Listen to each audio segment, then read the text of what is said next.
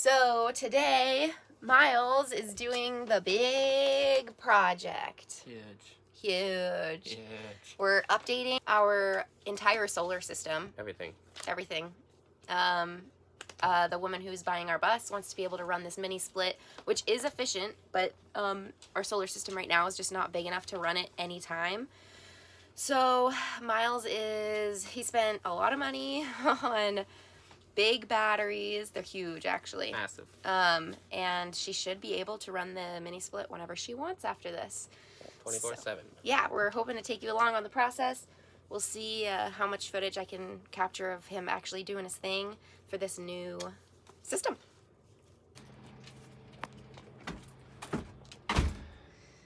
So we're about to rip apart our house. Watch out.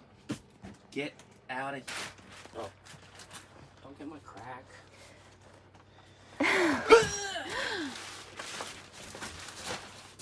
My heart's a battery, mate. And I got two. Wow. Yeah. It just barely is gonna get under there, honey. Or are you gonna put it down, like sideways? Like this. Oh, okay. And then the other one, they're made to be stacked. Oh, no way. Yeah. Okay, so then maybe it will fit, but it'll still be close. You're gonna go in that left one, right? I measured the dimensions before I bought it because I knew I wanted to stick it back in the dinette. And it should do the job. You're not gonna put it on this side because the wheel well? Yeah. Okay. It's got to go where the battery is now. All right. Look at that thing. That thing is hefty. Yeah, that thing's big. Hefty. Sponsor me, hefty garbage bags. How about the battery? Jackapur. Jackapur battery. Hit me with the link, brah. That 100% promo. Knock up you. Wow. These are server rack batteries.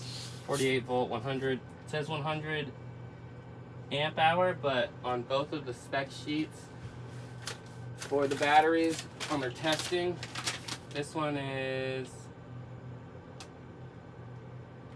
Where does it say?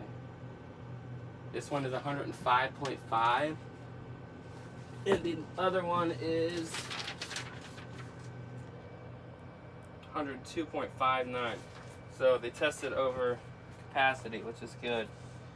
Usually the last battery we got was an amp hour or two under capacity.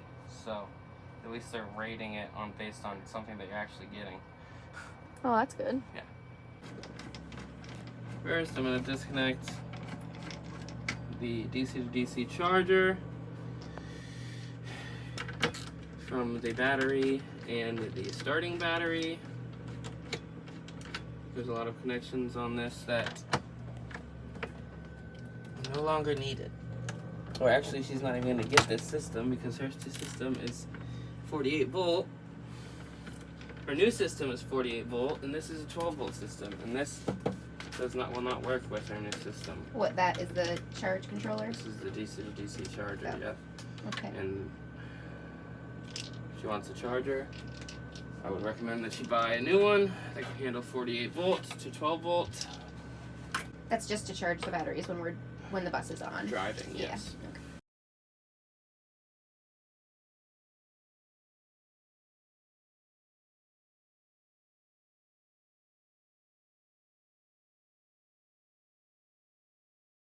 Okay. Why wouldn't you consider another 12 volt system? What's the difference between 48 and 12? Because 48 volt system, even though it's slightly more dangerous than a 12 volt system,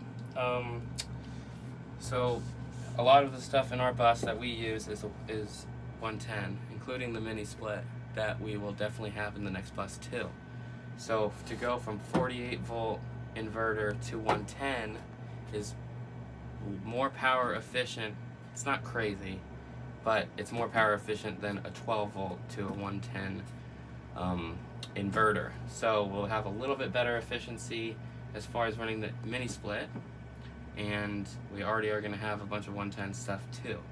So with that and a small voltage step down, which I've purchased for her, because there is still 12 volt applications that we need, such as the lights, diesel heater, water pump,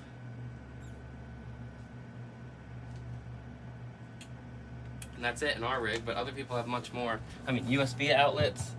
A lot of people have a bunch of 12-volt equipment in their rigs. So, some people don't go 48 volt just because of the hassle of going from 48 down to 12. But for $30, I got this. It's a step down. So it takes 48 volt power and steps it down to 12 volt at a maximum of 360 watts. I already did the calculations, and the most powerful thing on 12 volt that we have is the diesel heater, which only uses 10 amps for maybe 5 minutes. So this 360 watt step down will be more than enough for everything 12 volt. Everything 12 volt is very little power, so this is all she needs, and this is all we'll need in our next rig because we will be doing 48 volt. You also save money on wire because with the 48 volt system, you don't need as thick wire to transfer the power because there's not as much amperage going through that wire.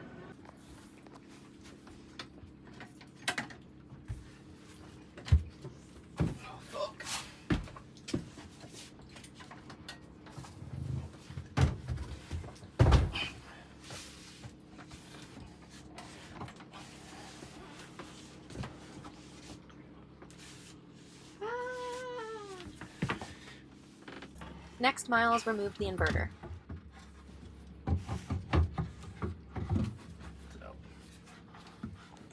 These boys are heavy. So I had to open up the side of the couch.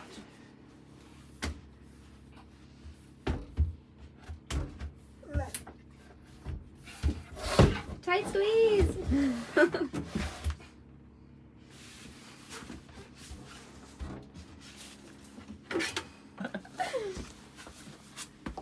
The way that I had done it was, this is, once again, 48 volts to 12 volt step down. That's what I'm wiring in right now on this harness. What happens is, so pretty much it's coming from the battery over to here, and then it goes from here into the 12 volt fuse box. So now I have to disable, and since the 12 volt was run already, it was run with some heftier wire, like this size, because I imagined we need the thicker wire, obviously, to run all the 12 volt stuff. And now that's 48 volt to there, it only has to be thick from here out. Hence, these thick wires coming out of this harness. This is coming from the 48, this is going out to the 12. And, in the meantime, I got the second battery plugged in. They're all connected, so these two batteries are connected in parallel, and the communication port, I don't know if you can see it, the little white cable down there, the communication port, that allows this battery and the battery under it to communicate with the BMSs so they can be in sequence and communicate with each other to have a better battery health. Ooh. Battery bank health. It's all about that health. It's all about that health, baby. That's what I'm doing. Yep. And these are all of the components of our old system, which was a 12 volt system. This we bought, we made a mistake. We bought it on eBay and it was not as advertised. But it worked for our needs. Yeah, it worked for our needs, but we were expecting to have 400 amp hours and it never pulled over 200. And 50. 250. So it was kind of a loss. At the time, it was very well priced and more priced as if we bought 250 amp hours. So you can't really be too mad about it, even though we were on a budget, but we learned that one thing you don't want to be on a budget on is your battery system. On your battery system. So, yep. We'll save that for whenever we homestead and get some land and we can build something. I'm sure he'll find a use for it. I got the top. You guys can reposition until you need it. Good? Yep. Well, I'm pretty sure you're doing most of it. Miles had already prepped the roof by removing our old panels as well as our old roof deck to make room for the additional panels.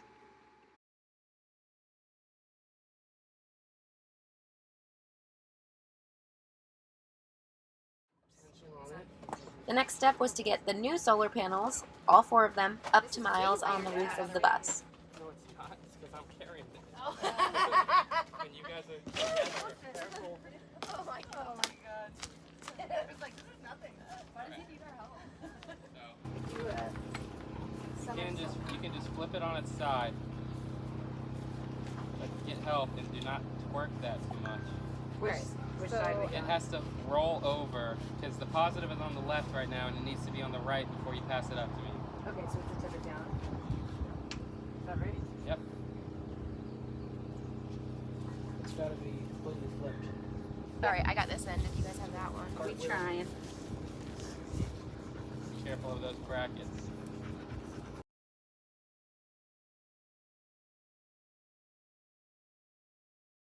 So we pretty much repeated this process 4 times.